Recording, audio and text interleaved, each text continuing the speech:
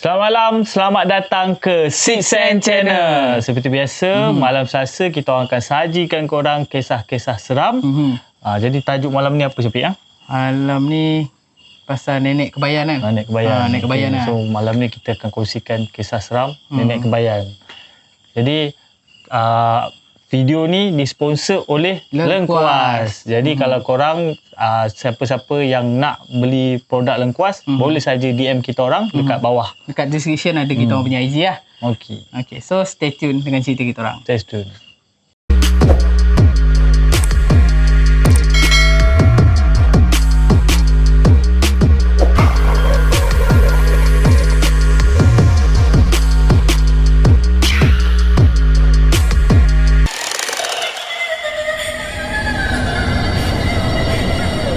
Okay guys, malam ni aku nak kongsikan korang kisah seram bertajuk Nenek Kebayan yang dikongsikan aku daripada sosial media lah.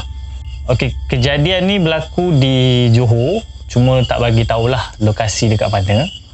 Jadi dua orang kawan ni lah, dua orang perempuan ni, dia orang ni pergilah buat exercise waktu malam lah. Okay, dia orang ni duduk dekat satu apartmen yang dekat bawah dia tu ada taman. Jadi berdekatan lah dengan rumah dia.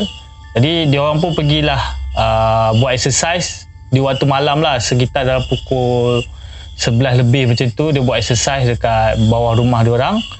Jadi dua orang ni buat exercise, jogging macam biasa, macam biasalah dia orang buat exercise, jogging, and then dia pun buat keputusan untuk rehat lah dekat satu pondok ni lah.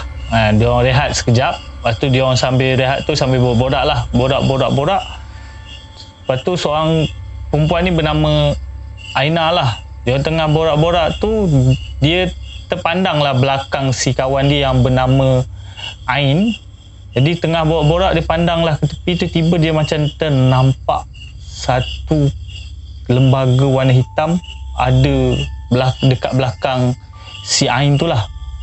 Lepas tu dia pun macam pelik, lepas tu dia cubalah pandang toleh betul-betul kat belakang tu kan, macam ni lah toleh macam tu. Lepas tu tiba hilang kan, tak tahu apa benda kan. Dia pun sambunglah borak. Lepas tu dia cakap okey, kita sambung exercise lagi, pergi dekat depan sikit nak buat push up. Tengah buat push up tu si Ain tolong kira lah berapa si Aina push up.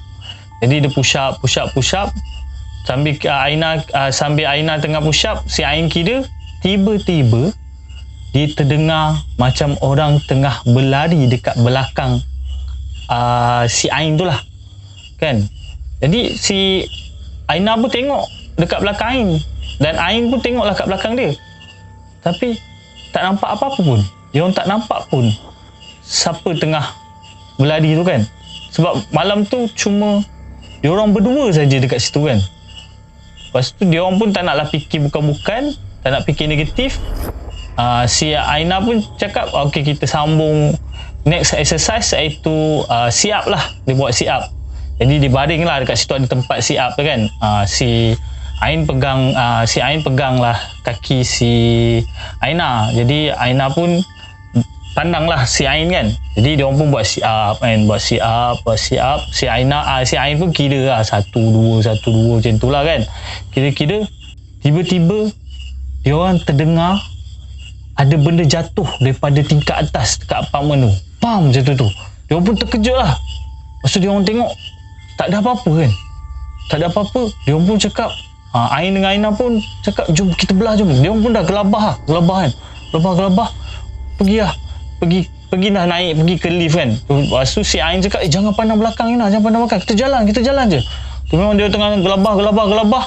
Dia pun pergilah dekat lift kan. Dia pun dah risau kan. Lepas tu dia tekan lah button lift kan. Sambil-sambil tu dia orang macam berpeluk tubuh kan, satu sama lain kan. Macam takut lah ada benda tu ikut ke apa kan. Lepas tu dia pun naik lah dekat atas kan. Naik ke atas. Lepas tu sampailah dekat tingkat rumah dia tu kan.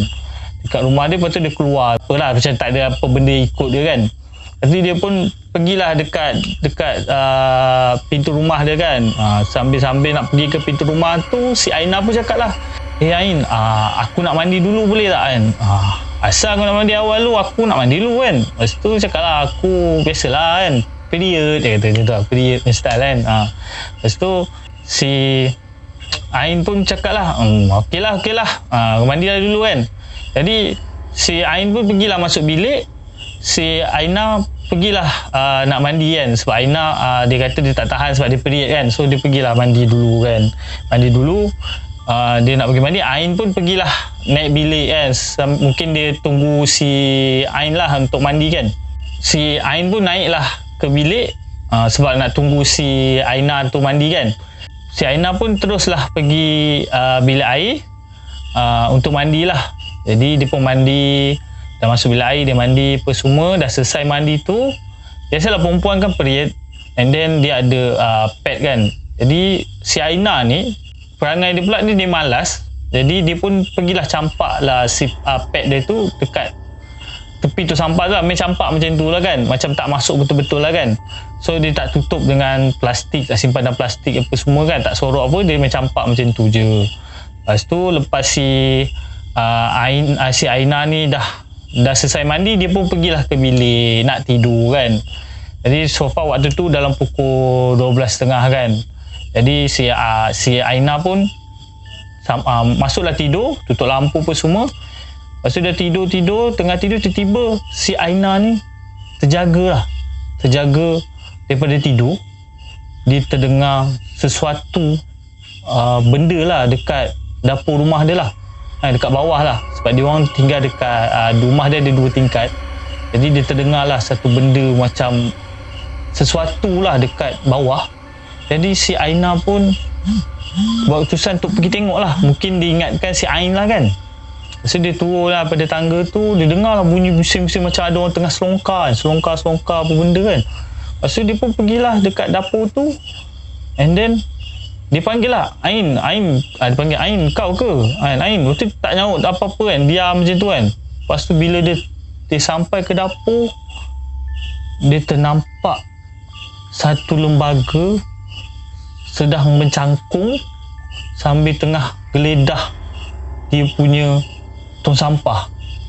Lepas tu dia ternampak benda tu sedang jilat dia punya pad.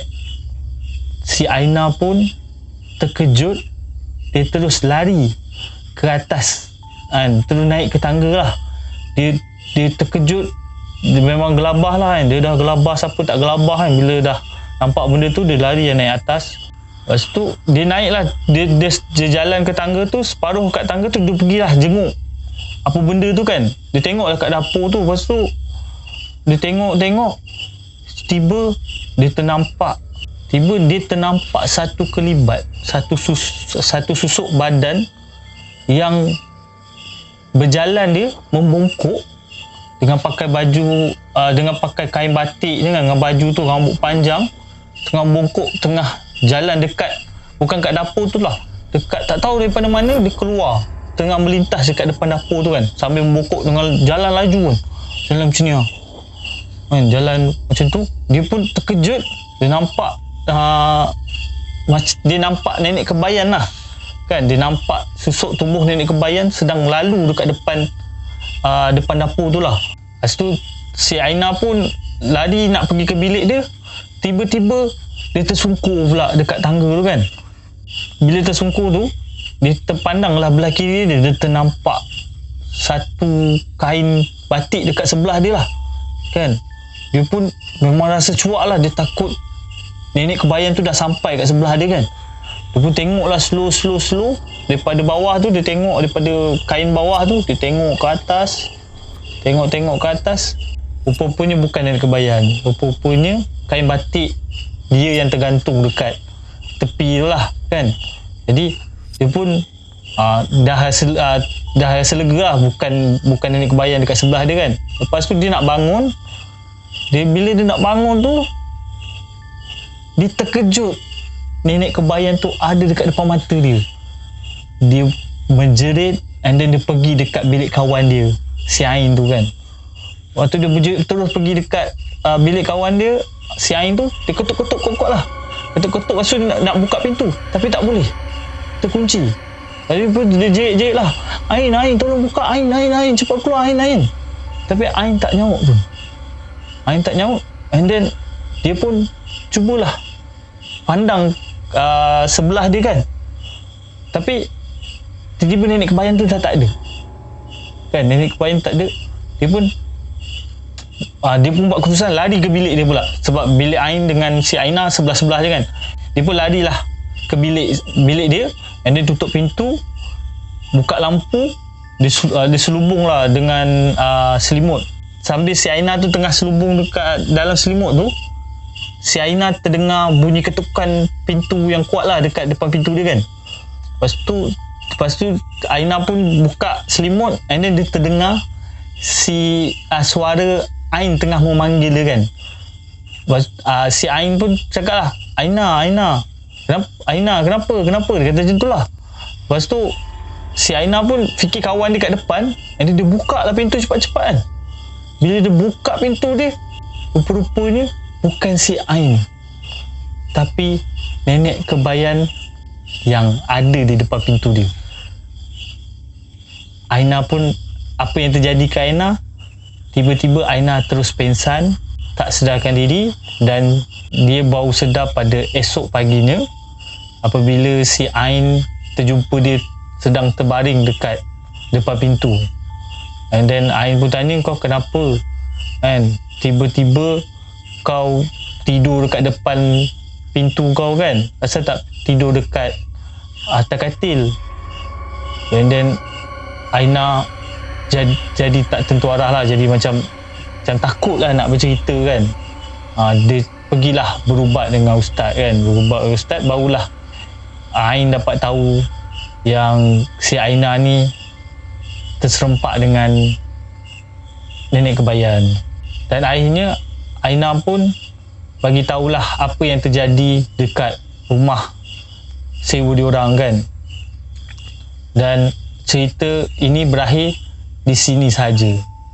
Jadi pengajaran kepada wanita-wanita dekat luar sana, apabila anda period, janganlah korang punya peks tu janganlah campak-campak merata di tempat. Tolonglah simpan dalam surat khabar ke, gulung dengan surat khabar ke, masuk dalam plastik ke, and then tutup dengan betul-betul. Sebab kita tak tahu apa yang akan datang ke rumah kita kan.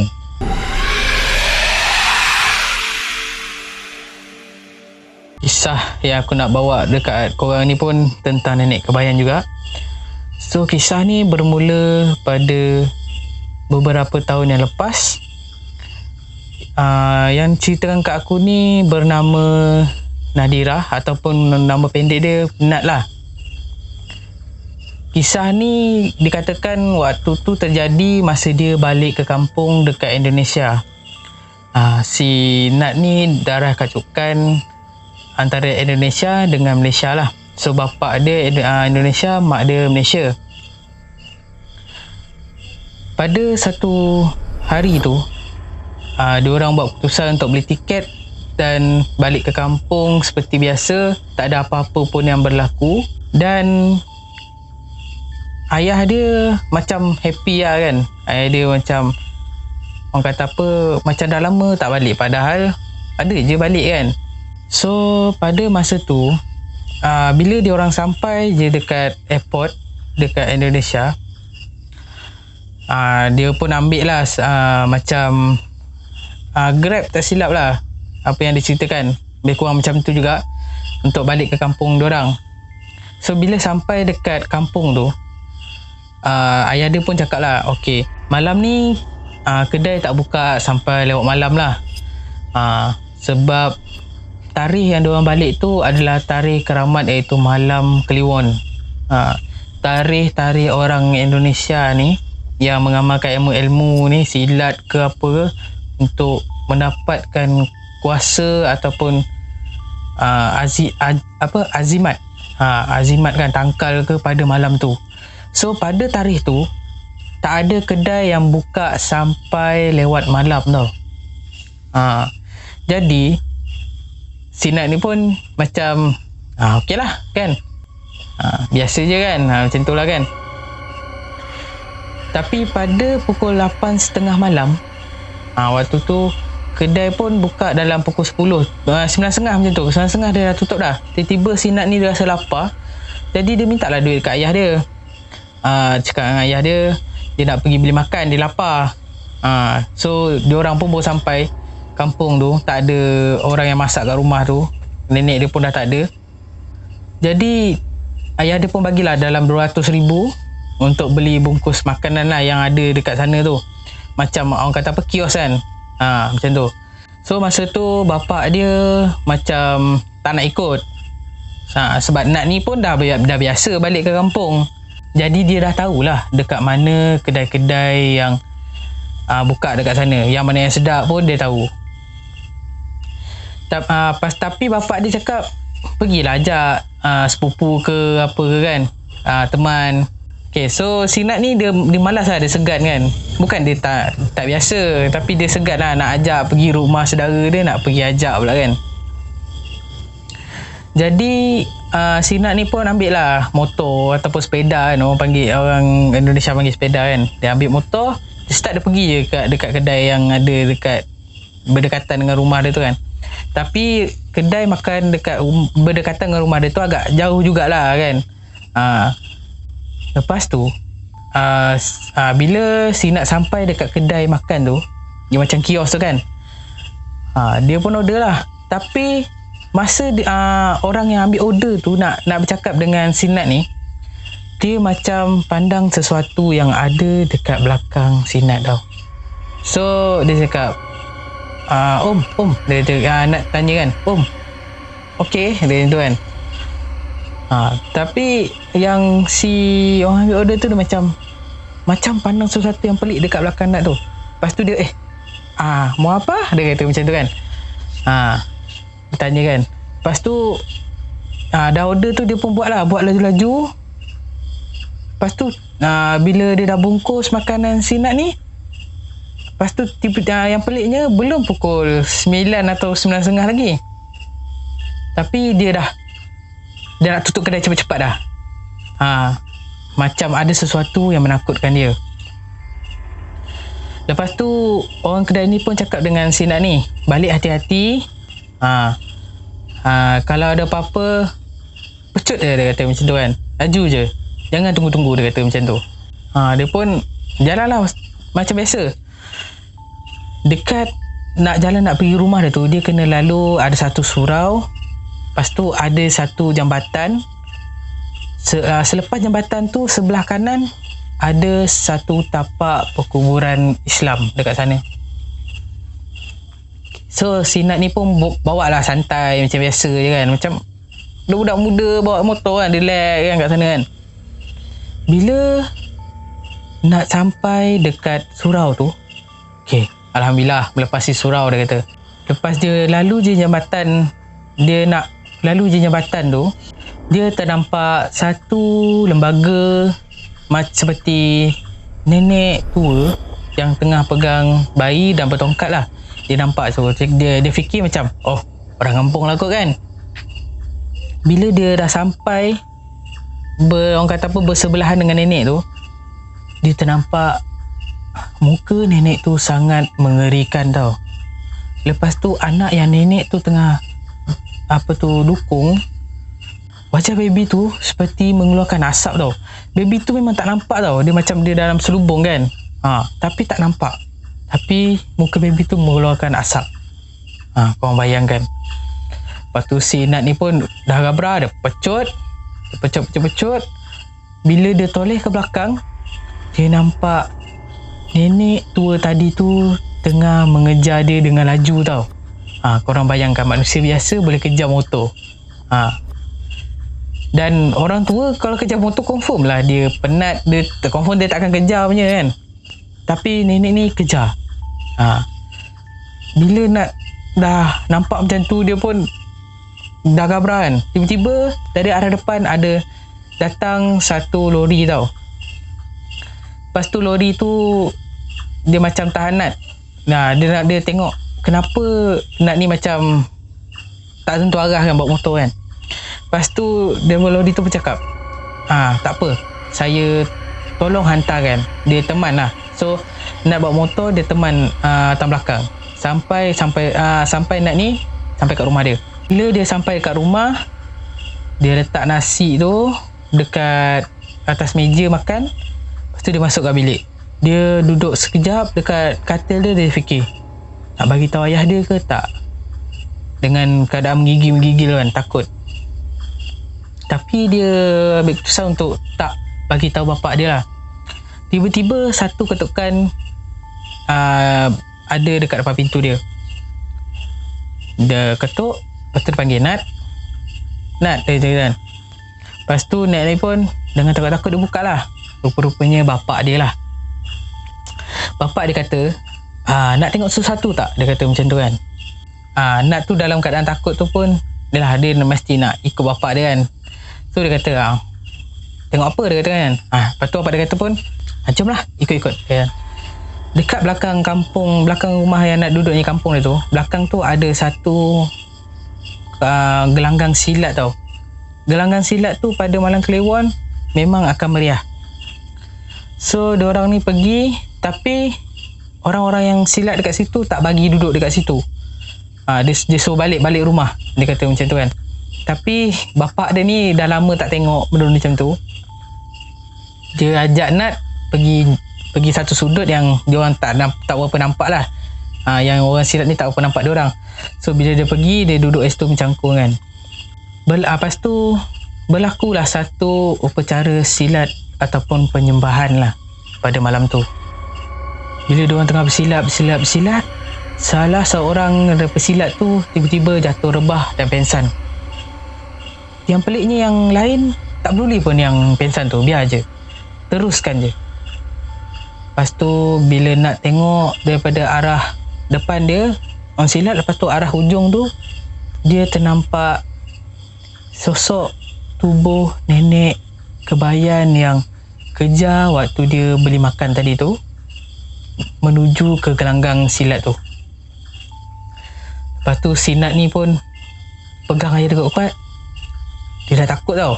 Lepas tu ayah dia tanya, kenapa kan? Lepas tu si Nat ni diam je. Dia nak menangis lah, tapi dia kuatkan diri, dia diam. Lepas tu apa yang berlaku, bapak dia memang tak nampak tau lembaga yang datang, nenek kebayan tu datang ke gelanggang tu. Tapi Nat nampak kesemuanya. Bila nenek kebayan tu sampai je dekat gelanggang tu, pesilat tu seperti mengelilingi nenek kebayan tu tau. Lepas tu ada yang hulukan salam, dia orang salam. Korang bayangkan, masih ada lagi adat-adat penyembahan syirik macam tu berlaku dekat dunia kita sekarang ni. Lepas tu bila diorang dah salam apa semua tu, Nat ternampak salah satu pesilat tu memegang satu tangkal tau dekat tangan dia. Lepas tu Nat toleh ke belakang, takut ada benda dekat belakang dia. Bila dia toleh balik kat pesilat tu, nenek kebayan tadi pun hilang, tak tahu pergi mana. Tetapi upacara tu masih tak habis dekat situ tau. Dan apa yang berlaku pula, bapak dia pula yang nampak lembaga yang lain datang dekat gelanggang tu. Apa yang bapak dia cakap dekat Nat, nampak tak dekat arah belah kiri? Dia kata tadi nenek kebayan tu datang belah depan, ni belah kiri pula. Dia kata macam tu kan. Tengok ada benda lah, dia kata macam tu kan. Lepas tu si Nat ni pun pandang lah. Dalam keadaan gelap, kelam macam tu, dia tak nampak apa-apa pun tau. Tapi Nat pandang dekat bapak dia, dia tengok muka bapak dia dah berubah tau. Dah macam takut kan, macam seram kan. Lepas tu dia tanya bapak dia, kenapa yang tu kan, dengan suara yang masih seperti berbisik kan. Lepas tu bapak dia kata pocong datang dekat pesilat tu. Lepas tu seperti yang tadi, bila benda tu dah sampai dekat gelanggang tu, pesilat tu mengelilingi pocong tersebut. Yang peliknya Nat tak nampak, tapi Nat nampak lah yang pesilat tu tengah mendengi sesuatu, tapi tak nampak pun apa benda lah. Lepas tu Nat seperti nampak ada pesilat yang dia ambil giliran bersilat-bersilat.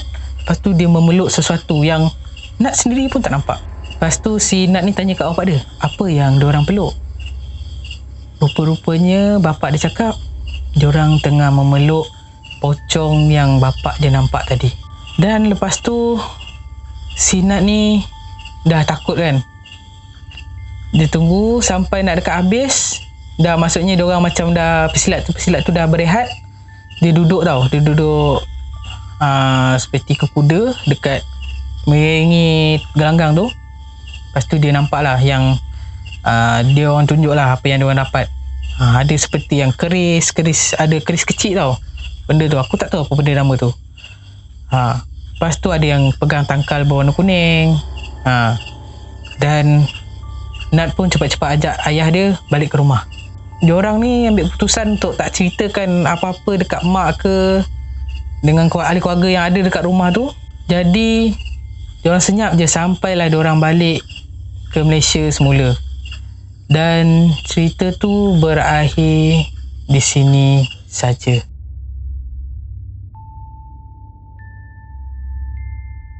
Okay guys, habis sudah kisah seram kita orang. Ya, betul. Semoga korang boleh ambil teladan daripada yang kita kongsikan kepada korang semua.